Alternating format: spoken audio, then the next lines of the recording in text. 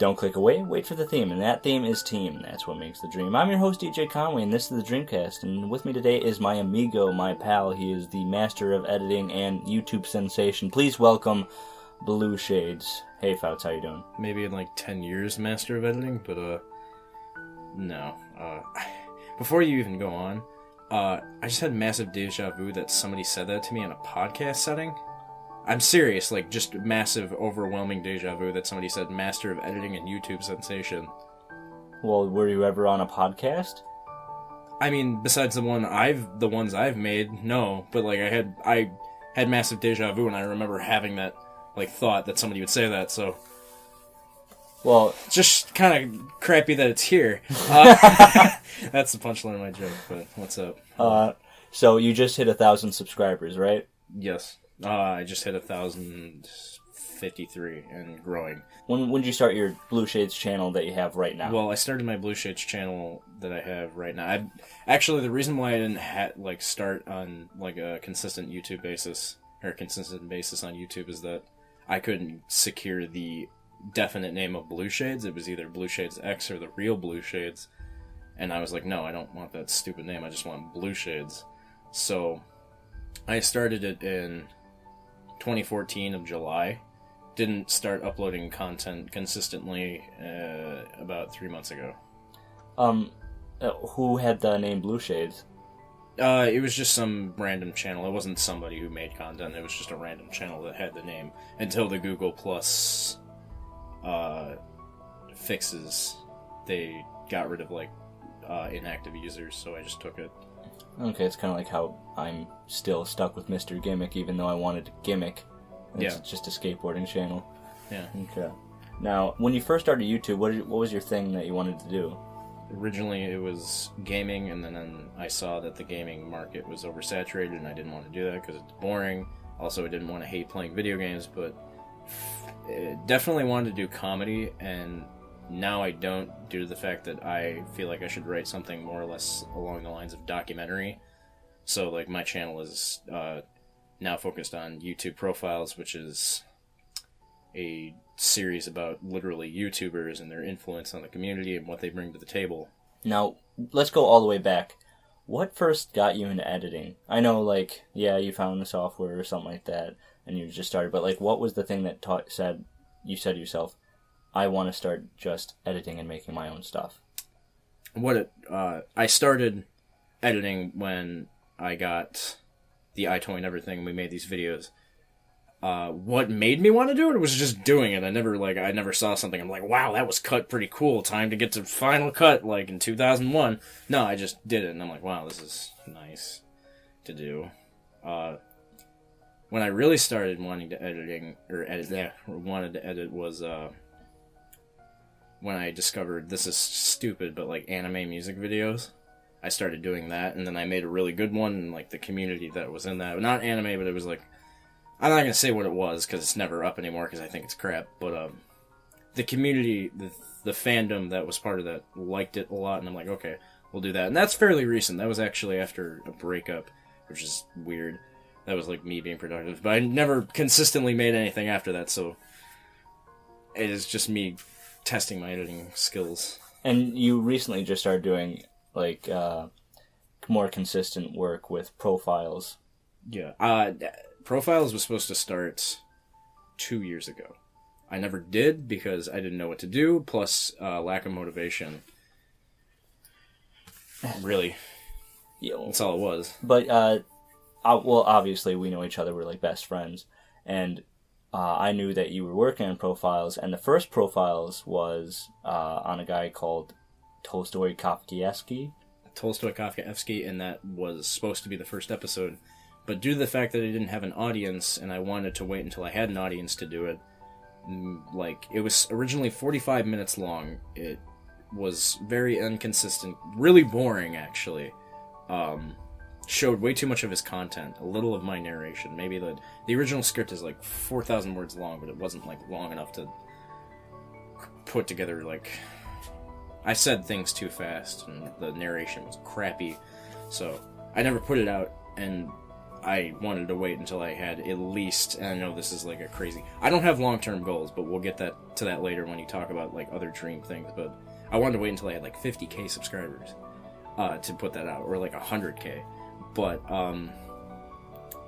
the first episode is not that. The first episode is the YouTube 2007 retrospective, which didn't do so well basically because nobody really liked it, and I don't know why. It has like 2,000 views, but it's whatever. I'm going to continue that. That was part one. I was going to continue that later when I was going to blow it up into a bigger thing. But that's really the first episode, was the YouTube retrospective. Tolstoy Kafkaevsky's going to be later. Mm-hmm. And how long was that again? It was like 45 minutes. And I remember you telling me about that when you first finally edited it all, and you're like, I'm not putting it out. It's 45 minutes. It's garbage. It was garbage. Like, there was no point in putting it out to get maybe like 50 views, because nobody's going to watch a 45-minute thing about a guy who has 18,000 views, who wears a fedora and like talks about socialism. Like, I mean, I know, but like, it kind of just shows the passion that you kept going with that project, even though you didn't like it. I wouldn't even say that. It was just like, I kept it going, but like I knew it was going to be unsuccessful, and I'm like, okay, I'm going to wait until I know how to do this format better to where I am now, which I'm nowhere near where I want to be, but I feel like creatively and I guess in writing, I know where I want to be, or I am where I need to be at the moment. Shorter videos, and that's what I should boil it down to with his, because it's going to be really hard to talk about. Like, oh, this guy's my favorite YouTuber, and here's why, and it just not sound interesting, I guess. Now, when again, I think this is going to be the last YouTube-related question. Probably not, but I'm just going to say, when you first started, did you actually... You started off with, I know, movie reviews, and you did some other things. Yeah, I did movie reviews. I forgot about that. Yeah. Did you kind of feel when you were doing the movie reviews that, like, this isn't me? Yeah, no, I really wanted to do movie reviews, but I was just like, I'm not doing anything specifically, like, new. And this guy recently on my YouTube said, like, you need to keep doing these. These are really good. And I'm like, they're samey. They're very much akin to Nostalgia Critic, and, like, no, the real inspiration for those was Your Movie Sucks, his format. And I was just like, I wasn't having fun doing them, and I was like, I just didn't want to do it anymore. And I wanted to focus. I literally wanted to do internet videos about internet videos, because that's like, I spend a lot of time on YouTube, and I know a lot about YouTubers, and like, why not do that? That's something that really hasn't been done before, but now it has, before I started doing it. But in my style, like a documentary format, and a very professional looking format. Like a TV show, like a serialized TV show format. No, and I get that. I kind of get that way when I'm doing my reviews. I'm like, it's not really the same. It's whatever. There's not really a lot of me. I want to be more original, but I still have fun with it, so that's why I keep doing it. But you came up with I wouldn't say you came up with something totally new, but you came up with a new idea of review and just kind of advertising people. And that's... I wouldn't say advertising. It's like it's not even a review either. I look at it as like an overview and what they bring to the table. I don't really review them. I don't give them a score. I don't critically analyze them. It's more or less, I take a look at them and like, okay, they bring this to the table, why you should watch this, not critically like, oh, they suck at this, but they're good at this. I really don't bring that to the table. I kind of analyze their content and what they're all about, and I don't really advertise them because I'm not big enough to do that. It's more or less just an overview, kind of like a gateway to them, but not advertising. I know that makes no sense, but... Mm-hmm. No, I got you. Now I got two questions, and I know that last one's going to be the last YouTube one, but is there, like, when you look through YouTubers, like, okay, I'm going to talk about this one, is there a format to you choosing who's going to be next on the profiles? And there's going to be a follow-up question to that, so... How do I choose them, is what you're saying? The length I've watched them for, or how unique they are, or due to scheduling every... Okay, so, for example, I'll do gaming channel, vlog channel, pet channel, or something, just as long as it's something in rotation, really, I'll go for what type they are and do that in rotation, so I don't do 2 gaming channels in a row, which I have. So maybe I'm eating my own words. And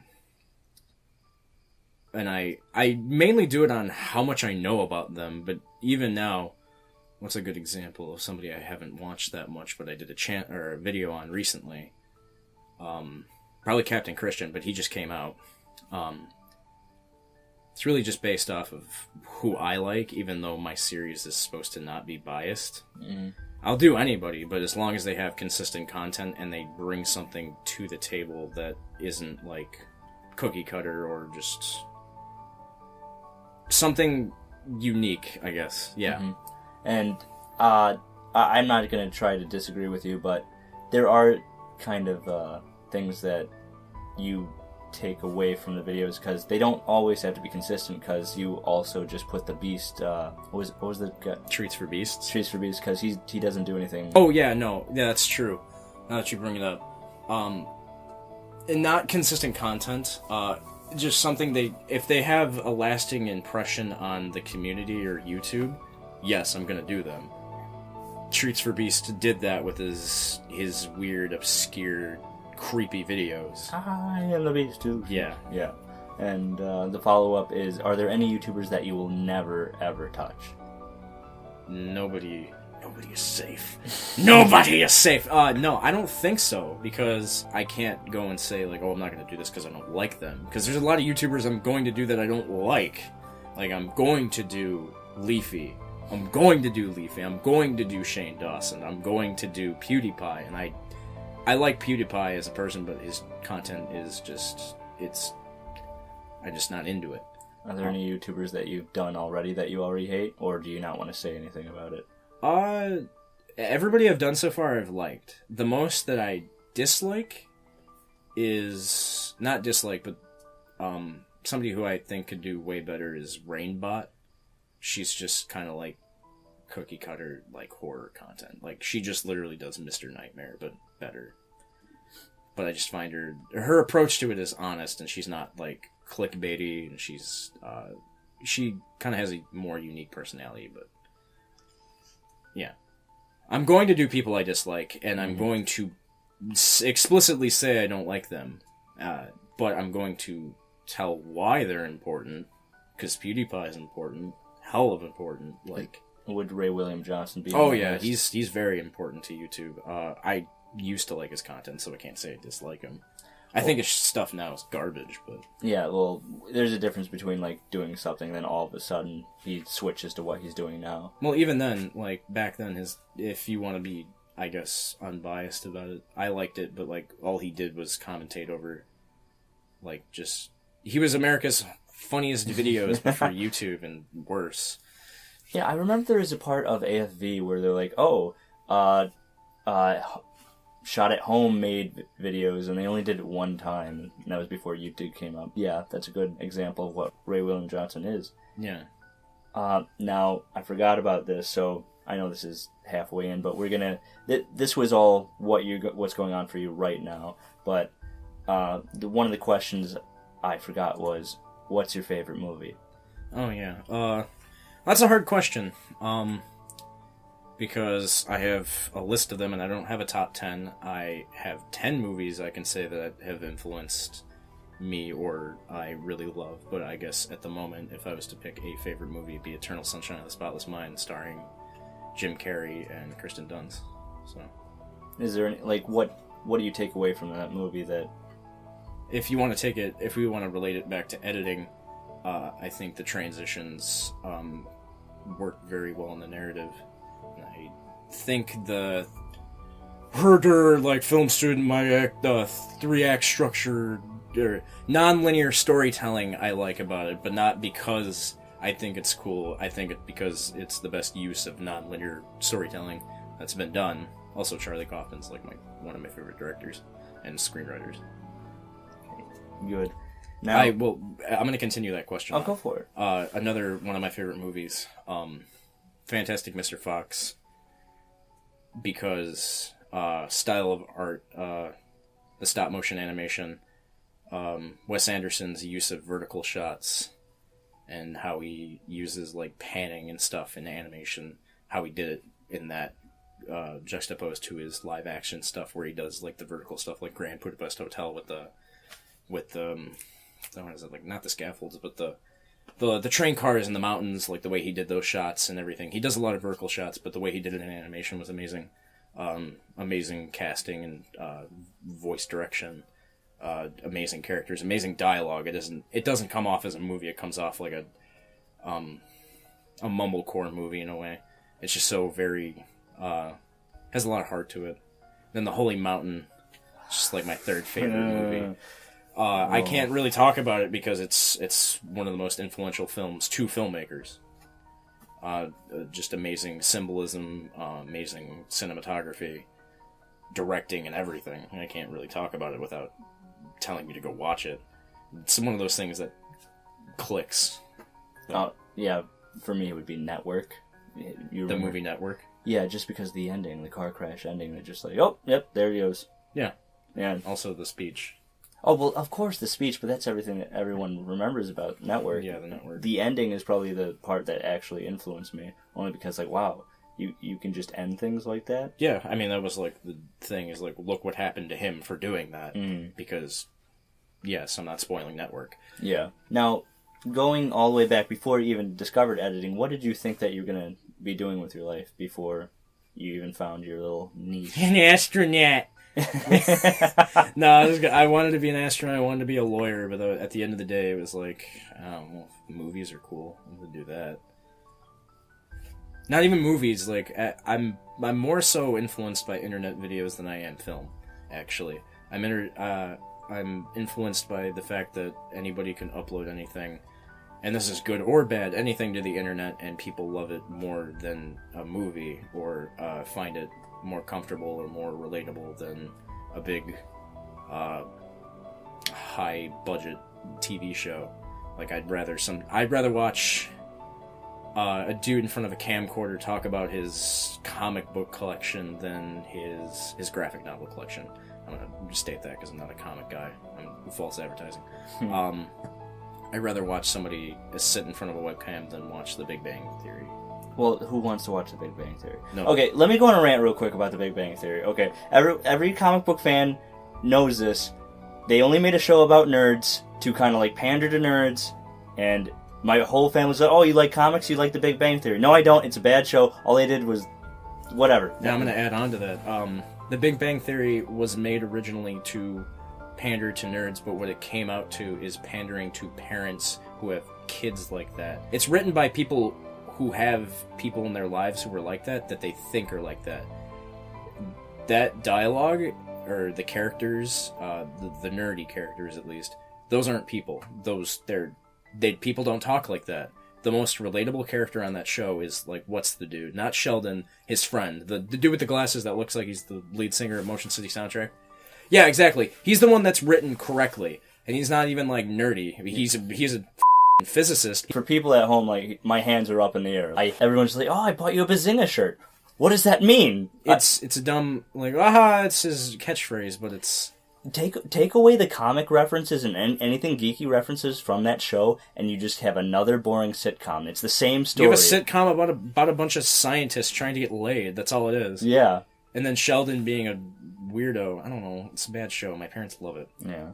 Okay. Screw off, Mom and Dad. Going away from the whole what you got going on right now, what do you want to do with your life? Say like, and I hate this question, but like 5 years down the road. I don't have long-term goals. Why don't you have long-term goals? Because long-term goals are very misleading and they disappoint. Short-term goals are more attainable.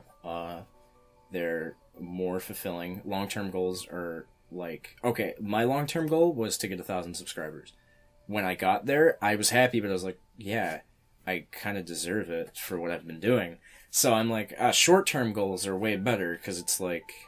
Actually, 1,000 subscribers wasn't long-term, because it was like, okay, well, it was coming because of my growth on YouTube, but like, say 100K subscribers, or 1 million, let's say 1 million, for example. Not obtainable, like, easily. It's so hard to do.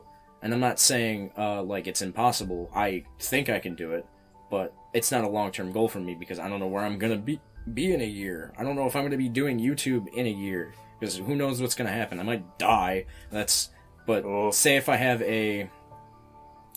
like a bigger job opportunity that I get randomly, I'm not going to do YouTube then. I want to. I'll do it because at this point it's become a responsibility.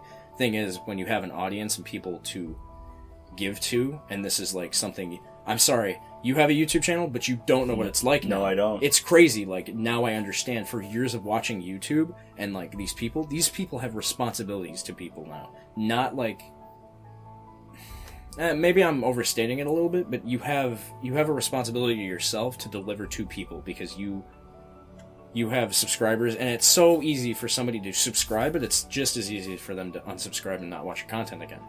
And that just means everything. No, I completely understand. Like, even me, at the little, like, audience I have, the only audience I have, apparently, and I just found out about this recently, is people in Kentucky that my cousin BJ has told his, like, whole friend group of 20 people who subscribe to me. And I had no idea that they're just like, I'm waiting for him to put, like... I have an audience in the United Kingdom. Yeah, I do. That's the crazy part. I have 30% of my, or not 30, 15% of my audience is Canadian. So analytics tells me. But as for long-term goals, I can't guarantee I'll make $1 million. I'd love to do it. But I think long-term goals are dangerous. Especially for somebody in my mindset who has, like, not to, like, fly, oh my god, he's so sad. Like, I have depression issues. But that has nothing to do with it. It's just, I think long-term goals are dangerous. They're less attainable, and they're not very fulfilling once you get there, because you'd be like, oh, well, I waited this long for this? Like, whatever. It takes away the satisfaction. So, like, short-term goals, I will know that I'll get 10,000 subscribers. Like, I know I'm going to get 10,000 subscribers by June of next year. Mostly because of growth, but I'm, like, just confidence in myself. That's not a long-term goal, because that's, 9 months away? Also, I just want to reiterate, this guy isn't cocky. He just puts in the work. He has deserved this for a long time with his editing skills and whatnot. He's come a long way, and I'm just going to say that. Anyone out there is thinking he's arrogant, he's not. I've given the impression that I'm very arrogant to people, but I've since corrected that notion by showing people my work. Like, I'm not going to say who, but like lately in the people around the school, in certain parts, somebody who didn't think I was capable of anything because they didn't know who I was, and I showed them something, and they turned back real quick. I'm not arrogant. I'm one of the most humble people ever. I don't think of myself that highly, actually. Yeah, sometimes I have to like just be like, dude, you are, so. Yeah, I have to keep myself in check, because I know if I do get arrogant, then I'm going to be an asshole. But even then, like, I think I'm well structured mentally to say like, oh yeah, whatever. I make internet videos. What the does that mean? God, I'm sorry. It's fine. I'm just gonna put some censors over swearing. For the record, swearing means honesty. I'm not masking anything when I swear, because that just means I'm unfiltered. That means I'm coming out more honestly about things. I swear like a sailor, but I'm just like... You don't swear more than me, though. No, like, you know that for a fact. Like, no. I'm not gonna be like cliche, but like, if you have a friend that swears more, it means they're a good friend, because they're loyal and honest. Mm-hmm. Not loyal, but they're way too honest. They're frank. I'm frank. My name's Nick, but I'm frank. Oh yeah, I'm very frank about things. I'm gonna ask you to keep this answer brief, because I know you're gonna go long. You'd go long about this. You brought this up to me one time. Anime. What about it? We were in the car one time, and you said if you ever had a chance, you'd like to direct anime. Oh yes. Why won't you let me do this long? Go ahead. Because I've never told you this idea. Okay, go for it then. Take. And this time. is like the most creative. This has been 6 years in my head in the making, maybe more. I've always wanted to not direct an anime, but an animated thing, long-term series, serialized like an anime, but not an anime, about a scientist who turns out he's an Esper, and he goes and finds a league of other Espers. And what ends up happening is, throughout the entire series, there is a certain a certain other group of other espers that they're fighting against for a certain not an object, but a person that they're trying to summon to negate like an esper power or something, to stop something. I know that's like a plot element, finding something, like fighting over like a certain object, but like what it is like one group is trying to summon him to kill him, and the other one is summoning him to kill, like to destroy like the entire like magical power kind of thing, like destroy the whole element of it and get rid of it to live on like a normal world. The other like subplots of it is the huge subplot of it is that no, the world doesn't know that there's espers. It's just this huge thing until like the second group like blows up an entire city. Sounds like the Dark Crystal. A little bit, yeah, but except a lot more mature, I guess. I mean, I also want to bring this up with animated stuff in general, because me and you both, we really love animated films. Now, when it comes to like computer-generated films like Frozen or, say, Norm of the North, I don't really find myself getting that attached to the film in general. But when it's animated, say like Princess and the Frog, or maybe 2D animation or stop motion, or stop motion is probably my favorite. What you're probably trying to say is something that's genuinely animated, because I don't have that balance, because I think 3D animation has a lot of work that goes into it too. 3D modeling is a pain. I'm not sure if it's like an uncanny valley when you look at 3D animation, but now it's come to the point where it looks amazing. I think Frozen's great. I don't have a bias against 3D animation or CG. Well, I don't either. I just hold one on a higher pedestal than the rest, like stop motion, 2D, and then 3D. I definitely have that too, a little bit. 2D over stop motion, though. Now, the thing I have, like, a lot of people can't find themselves watching animation and being like, oh, this is good. Like, how do you feel about people who find animation to be either infantile or immature? Like, in a way. Well, the way I think about people that can't appreciate it. I'm not asking you the question. Oh, what you said.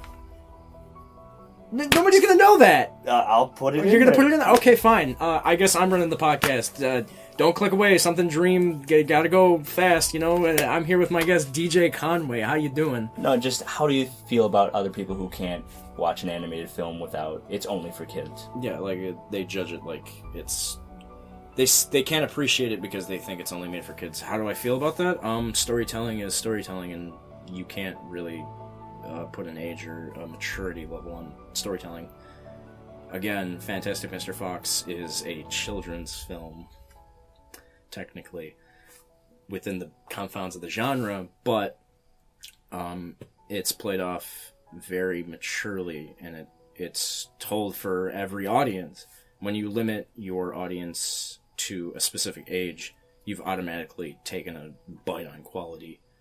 I mean, let's give an example, actually. Like, The Holy Mountain isn't meant for kids. Nobody's gonna watch that, because that isn't meant for adults. That's meant for people who can look into that stuff. But you can't really make a film and say, this is for adults, this is gritty, and like, you've automatically come off immature that way. I'd say the Hitman movies are like that. That's due to the content and the graphicness, but like movies that play themselves off like they're only meant for the story. If the story or the content isn't graphic or meant for adults, and it plays it off itself too seriously, or it requires a certain maturity level, then it's not.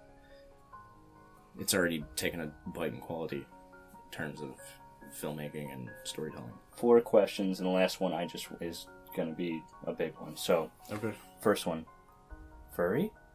No, you're cutting that out. Go f*** yourself. It's crazy. Is that one of the actual questions? Or no. You're screwing with it? Okay, thank you. What's the question? Where did Blue Shades come from? The name. I've been thinking about this lately because I felt like somebody was going to ask me this, and like for my 1,000 subscribers, I was going to do a Q&A instead of a giveaway. But like, what are they going to ask you? Like, oh, who are you? Like, I'm Nick. No, Blue Shades literally is a word it's a triple entendre about my feeling. No, it's not. It's literally, you know how Charlie Chaplin, I was supposed to make a joke there about like, oh, my name has so much meaning and so much passion. No, it doesn't. It literally doesn't mean that much. The most I can attribute to it, Shades, I don't know where that came from, but Blue, especially the spelling, came from Team Fortress 2, the Blue team. That's as much, I just like the spelling in that, and I did play Team Fortress 2 a lot, but I don't think that's exactly why I went that name. Yeah. It's like Charlie Chaplin when he, especially in the movie about him, where he's like, "Oh, my costume came together like this," and it was like a whole joke sequence in the narrative. Have you seen Chaplin, the Charlie Chaplin film? Yeah, he's like the magical effects of him. It like came together, and then it's like, no, that didn't happen. He was like, "Oh God, oh God!" Like that's all it was. It was just me putting a name together, and it stuck with it. Like my original names. Here we go: Spider Magic 64, PC Fox FX, Yakazumi Fox 85. XX Degenerate Fox. What's another one that's really Blue Shades X. Blue Shades X is just that. It falls under the thing. I'm trying to think what else. Center Pale Render, which is an Eve reference. Adele Starwind, and that's about it. There's a few more. Oh, Nanocity and Protoman 14. Oh, Diagnosed with Death. It's another one. That was my Let's Play channel that actually got like 200 subscribers once. I took it down. No, I'm not sure if you want me to actually put this in here, but Shades Brigade? What about it? You came up with the idea. What did you want it Shades Brigade was not... I'm going to tell it in two different stories, and I'm going to tell it from your perspective. Okay. I kind of know a little bit from my mindset. Shades Brigade was like a dumb name that I had for like a film, like a YouTube channel, but I kind of didn't want it to be like that anymore. Or be like that. I don't know, it was just a cool... Shades Brigade sounds cool off the tongue, and I'm like, wow, we can make movies, and we can be cool friends, and a clan, and we can play video games. It perpetuated into something when DJ took it into his own hands, though. The man sitting across from me. That is when, like, I came up with, like, stuff for it, but, like, his whole thing was like, yeah, the Shades Brigade, and I'm like, man. That's when you were like, Tron Shades. People, these are just listening. Iron Shades, Indigo Shades, Red Shades, Stunner Shades, Shadow Shades, like all this stuff, and I'm like, this is dumb. Like, this is dumb. Like, this is getting dumb now. Just stop. Yeah. No, yeah, but it was pretty good. I disagree. The name's an alien. Banana Shades. That's the worst offender. He always wore a yellow hoodie. Yeah, but... Yeah, that friend group's dead. Whatever. This one's probably going to be a long one. So, oh boy. Favorite game? Oh, God. All right, let's go back to one of the other questions that you said. What did you want to do before you were you go ahead. Film. This is just to preface this question. Okay. What did you want to do, or like you said, what did you want to do before film and editing? And I forgot to include that I wanted to be a game designer, but who else didn't want to do that? Everybody wanted to make a game. Newsflash, making a game is hard as shit, and I'm never going to do it because I don't think I have any inkling of player conveyance and a good level design. And I tried doing level designing mods for Gary's Mod and Source Things and player models, and I'm like, I'm not good at it. I'm awful. Especially with Mario, the Mario Lunar Mod Maker, which is like the Super Mario Brothers, or Super Mario World level maker, like a little thing I had on my PC when I was like 11. I'm like, I gotta make levels. Maybe that's when I was 11. I have to try it again. I want to do a game design, but going into the actual question, my favorite game, it's a hard-ass question. It's just like film. I can't put this down because video games have been in my life just as much as film, if not more. If I'm gonna go back to the roots, my favorite game when I was like 6 to like 11 was Star Fox 64. Mostly because it's like space. I was obsessed with space. Foxes, I loved foxes even before that. I'm like, they're so cute. And I had like a Beanie Baby when I was a kid, and I was like, oh, what's this? And it's a fox. I'm like, that's my favorite animal. So even then I was a furry. I'm not a furry. He made a joke earlier, like, put that in now, I guess. I told him to cut it, but put it in now. Fine. It's censor. After that, I had a huge Mega Man hit, and my favorite Mega Man game is Mega Man X, and that's one of my favorite games. I can just tell you right now what your favorite game is right now. What? Silent Hill. It's not. Like, it's just not. How can it I not be I love Silent Hill, not for the game. I don't. Like, Silent Hill is... It's great. I love it, like, everything about it. I was getting into that. Okay, let me go. Yeah. Star Fox 64 is my first favorite game back then. If I'm going to... Age 6 to, like, 11. 12 to 15 was the Mega Man series. All of it. Mega Man X, like, on top of it. Now we're getting into the real talk. 17 to now is the Silent Hill series because its unique storytelling. It is the most atmospheric game. It captures like American society, or not American society, like American things so well from a Japanese perspective. The horror, like, there's nothing ever is going to come of, nothing as unique is going to come out in horror since Silent Hill. Silent Hill 1, 2, and 3 are, like, it's the best trilogy of any video game ever, because it captured atmosphere and storytelling. The storytelling's the best part of it. Like, literally, the way it tells its story. The first one's very convoluted, but the second one is hailed as a masterpiece in every regard. You talk to anybody about Silent Hill 2, they'll be like, yeah. Even the new Silent Hill games that came out from Western developers hail Silent Hill 2 like it's the Bible. And I disagree with that, because Silent Hill 3 is the best game. My favorite Silent Hill game is the first one, but the best one objectively is the third one. And now my favorite game is like Overwatch. I don't know. I'm not that big of a gamer now. It's crazy. I don't look at it like I used to. Well, we can't be big gamers right now because we don't have time. We don't have time, yeah.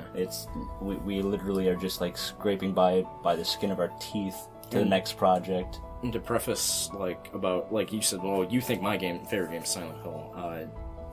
My favorite game is if I was to put a number one, let's put a definite answer in this question. It's Final Fantasy IX, because it is the best, like, story told in video games ever. Like, it has the elements of existentialism. It tells like a very heartwarming, not heartwarming, but like a real story in a fantasy setting. Hard to explain. It has probably the greatest video game character of all time, which is Vivi, who is faced with a time limit on his own life, and he sees it, but he's a child. Spoiler. Yeah, Final Fantasy IX is like my favorite game, if to put it. Also, just RPG, I guess. Okay, now this is going to be the final question. I meant to ask this after the Shades Brigade question, but what is Studio Shades? Coven is a black and white reversal now. Studio Shades is Nick Fouts and DJ Conway making films, trying to mask themselves as professionals. But we also have Natasha Zugris, which is our really good friend that is, like, unofficially part of it, but she is also officially part of it. Which, if you take the logo, it's just our colors mixed together, but there's nothing about Natasha in that, so we have to rework that somehow. Mm-hmm. It was originally Shade Studios. Yeah, until copyright, but it's just me and DJ's films, or his films and my films combined together on a channel, but it's also as an idea, just a collective history, not only of me and DJ's friendship, but our progression through filmmaking and what we learned and what we're eventually going to be. And that sounds weird coming from me, somebody who doesn't have long-term goals, but like it is a collective time capsule, as long as a current present studio, of preserving a possible legacy between me and DJ and Natasha, but more or less it's a special thing between me and you at this point. I know nothing about White Claw. Shut the up! Oh, God. Right now we're working on this little thing called Doorman. I wouldn't say it's little. We're working on a feature-length film directed and written by DJ with help. Well, I really didn't direct. Yeah, but you helped us with a lot of the equipment setting up. On post-production. I came up with the concept, she helped me come up with the ending. The ending. Yeah, we were in a truck. Well, you guys came up with the story. I'm helping with editing and doing the production side of things. Yeah, that's all we can tell you. At this point, yeah. We'll have a teaser soon. Okay, now you can click away. That was the Dream Kast, and this was my guest, Nick Fouts, also known as Blue Shades. Say goodbye. Somebody help me, please! He's been keeping here for years! Ah! Yeah, that's right. You can stay here for Please help! Oh, No, God. this is Nick Fouts. I'm here talking about myself.